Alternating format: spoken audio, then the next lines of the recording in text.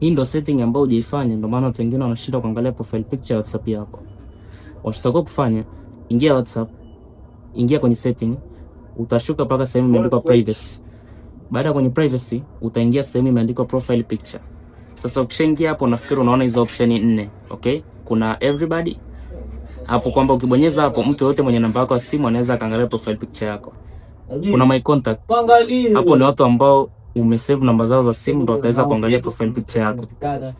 Kwenye my contact except, hapo ni kwamba watu ambao umesave namba zao za simu lakini isipokuwa, okay? Hapo utapewa option ya kuchagua yani mtu fulani japo umemsave lakini asione profile picture yako ya WhatsApp.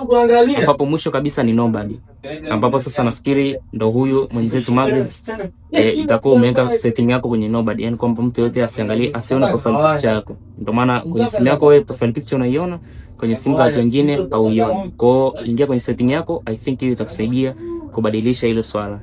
Kama kuna swali lingine weka kwenye comment section, pia kisha na follow, like na share kwa tech tips kama hizi.